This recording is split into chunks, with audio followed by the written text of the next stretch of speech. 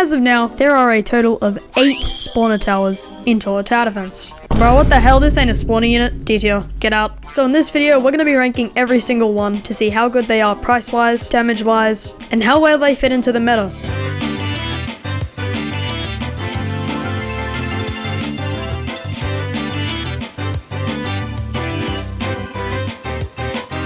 Starting off with the camera helicopter, this unit is extremely budget, however it can be extremely useful. Since it's an epic and many exist, the unit can go for as low as like 2 gems, literally nothing. Before that price, the unit is insane. The unit costs 3,300 to max, but only 200 to place. Now I think this unit is really good. Why, you may be thinking? Because unlike most of the spawner units, this spawner tower has DPS at level 1. That makes it really good for its price, being able to kill small toilets. Despite being really old and having 31 million exist, this tower still holds up as a good starter unit, being really cheap to max and doing spawner DPS. However, with that said, this does not fit anywhere near the meta. It's only good for early game. In hard mode, this could be early game to mid game, but in anything above that, it's not going to stand as strong as many other towers. However, since it's extremely easy to get and extremely good value, I'm going to give this unit a B tier. Streamer Cameraman. This is the new spawner unit. It costs 399 Robux and 167k exist. I think this guy's actually not bad. Being a spawner unit and a healer unit at the same time, for one unit it can do multiple things. On top of this, when maxed, the drones that it spawn do even more DPS than the engineer's tanks, making this guy pretty damn good. However, he does have some flaws. With a starting price of 800, the one issue that you're going to face is that he's not a starter unit. You have to bring someone else as a starter unit, or else you'll die before being able to place him. This means he's a mid to late game unit,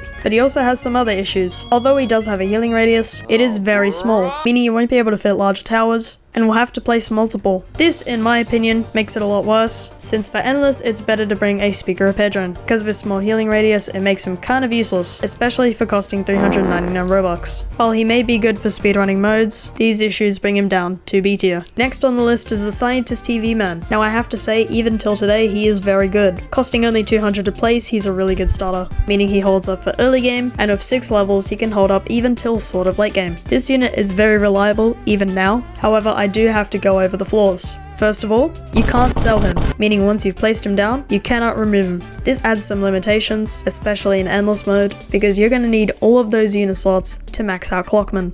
Other than that, this guy's still really good. Unlike the Scientist Clockman that we're going to go over in a second, the Scientist TV Man's final level has splash damage, meaning it can handle more enemies and swarms, and overall fares better in anything that's not Endless. Really good tower. I'm going to put it in A tier. Next is the Scientist Clockman. He's tier 60 in the new Battle Pass. Skibidi Pass, I don't know what you want to call it. He was released in this update, and for a tier 60, he's not too bad. However, he does have some problems like the Scientist TV Man. He cannot be sold, meaning he's not very good for Endless. Although he has more health, having 600,000 compared to the 2,500 that the Scientist TV Man has, the Scientist Clock does not do splash damage. On top of this, it costs 500 to place, meaning although you can technically use it as a starter tower, I wouldn't recommend. Now this guy does give you money. Each can give up to 1,500, and while this is good, it has horrible value. The final upgrade for the Scientist Clockman costs 15,000. That is an absurd amount of money. Instead of getting its final upgrade, it's honestly better to just max out any Titan in the game. That'll be more reliable and overall better. Because of these flaws, I believe that the Scientist Clockman has to go into B tier. Next is the Titan Cloverman. Now it is debatable if this is a spawner unit or not, but it does spawn lucky blocks that work similar to the Scientist TV Man. And I have to say this unit is very good. For a 0.1% chance and being pretty hard to get, he is well worth it. He does 65.6 thousand DPS with a laser, AoE, and of course the lucky blocks. Now the cool thing about this unit is that the lucky blocks that he plays have different chances. There's the normal yellow lucky block, the strong lucky block which is red, the money lucky block which is green, and the fortified lucky block which is black. When the Titan Clove is maxed, the fortified lucky block can have up to 1,000,000 health. This Titan is very reliable. He's not too pricey compared to the other Titans, and despite being really rare, he's worth grinding for. A tier. Next up is the Engineer. Now I've had this unit for a long time, and this unit got released very close to the start of the game. In this update it did get a buff, but from my experience using it, the buff did close to nothing. Unlike the camera helicopter, the Engineer doesn't do DPS with its towers until its very last upgrade. Although it can be used as a starter unit, it really sucks at level 1, so you're gonna have to constantly invest into upgrading it just so it can handle the next wave of toilets. Now this unit is very hard to get, and to this day I believe that it's not worth grinding for. With a price of around 10,000 gems, this unit is not good for endless, not good for speedrunning, since it only really manages to be a start to mid-game unit. This unit does not hold up at all, even after the buff. Now you may think I'm being really harsh on this unit, but I have my reasons. Ever since this unit's been released, it has faced a massive glitch. Since the engineer spawns its tanks behind the base, when you max out the engineer and turrets get to the end, they will hit the base before hitting the towers. This has been a bug in every single event since the Turkey event. It has made this unit so much worse. I'll show a clip of what I mean on screen. This glitch has been in for so long, and it's made this unit so damn trash. Really embarrassing for the engineer, C tier. Engineer needs more buffs. The last unit on the list is the Chief Clockman. The 0. What is it? I think it's 0.01. Insane odds. And yeah, my god, it's rare.